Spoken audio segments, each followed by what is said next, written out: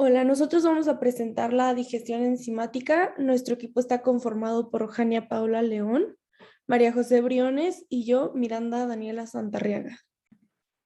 Bueno, vamos a hablar un poco más de cómo cortan las enzimas de restricción a los plásmidos. Sabemos que estas enzimas son originarias de la bacteria como un sistema de defensa. Entonces, las secuencias de reconocimiento son comunes en cualquier secuencia de ADN. Eso hace que sean, pues, mucho más fácil introducir un gen de interés a cualquier organismo dentro de un plásmido.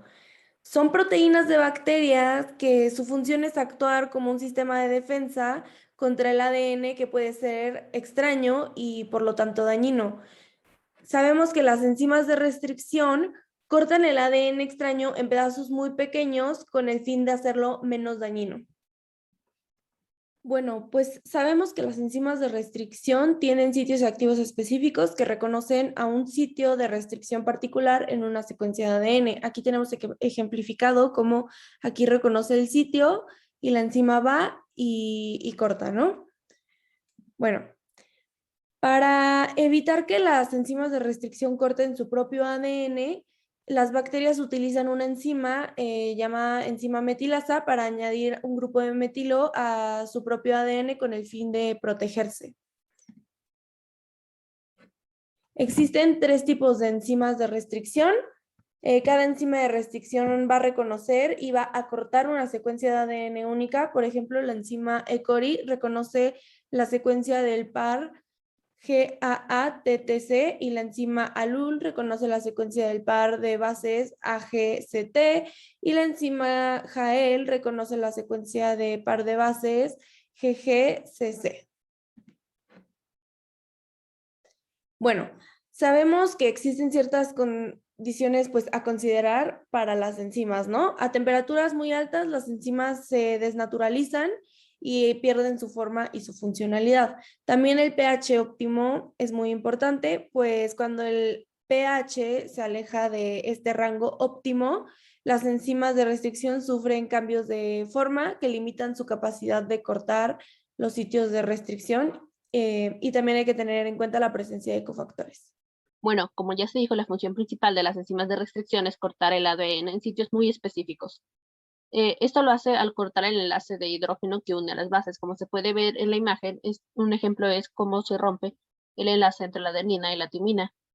Cada enzima reconoce un sitio de restricción muy específico y esa es la única secuencia que puede recortar los nucleótidos. Por esto son de alta utilidad.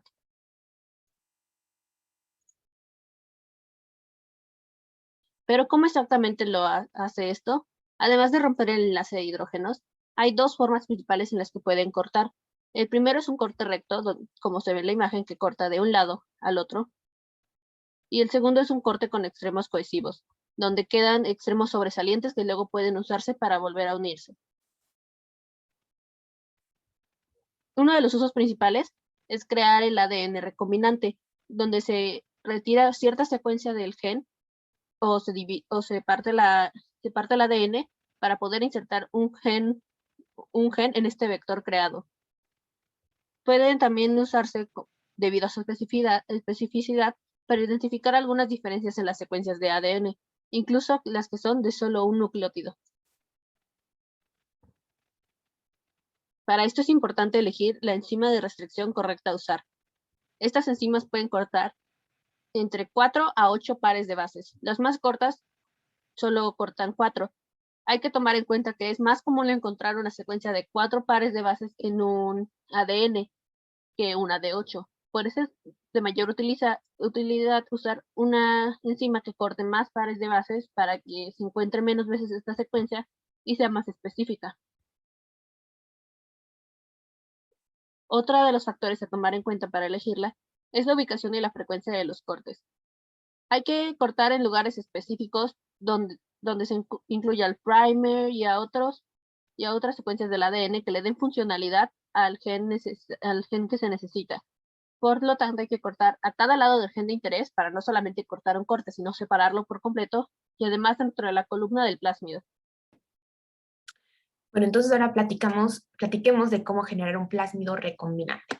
Un plásmido recombinante, para que esté completo, tiene que tener todas sus partes, que son el origen de replicación, obviamente es donde se va a empezar a replicar el gen de interés, aquí lo vemos, el gen de interés, sería pues esta parte, el promotor, que es el que regula, ¿no?, al gen de interés, el marcador de selección, que es el que nos va a ayudar finalizando la recombinación a separar los que sí fueron modificados de los que no fueron modificados y de las bacterias que transportan al plásmido que pues, no nos interesan. Y bueno, también un regulador para que el promotor se regule. Aquí podemos ver un ejemplo de un plásmido recombinante que se llama P-ARA-R, que está completo, tiene todas sus partes.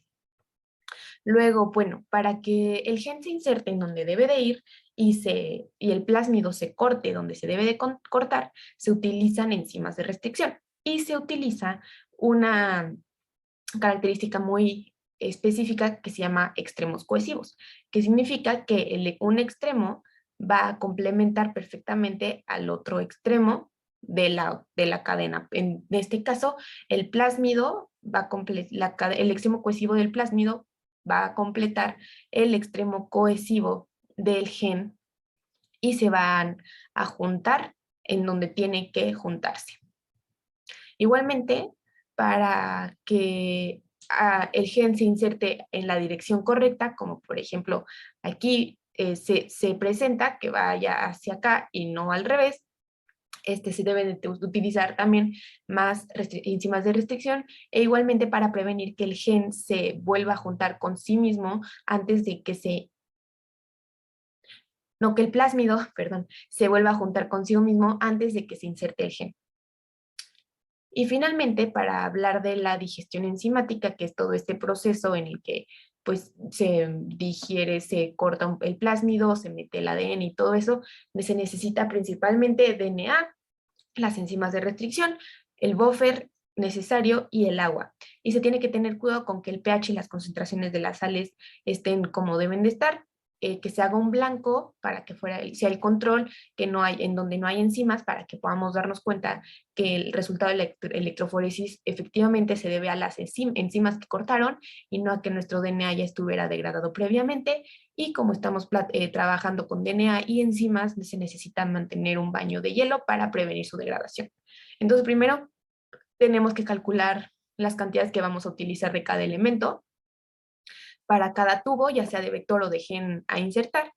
Se añade primero el agua, luego el buffer adecuado a la enzima de restricción y al final se añade el ADN. Unos tubos van a llevar vector, unos van a llevar gen a insertar y bueno, luego se añade la enzima de restricción a cada tubo y se incuba y al final se hace una electroforesis en donde podemos ver cómo se cortó nuestro ADN. Y bueno, este sería todo el proceso y la información rápido de cómo se hacen plásmidos recombinantes con ayuda de enzimas de restricción. Pues muchas gracias. Estas son las referencias.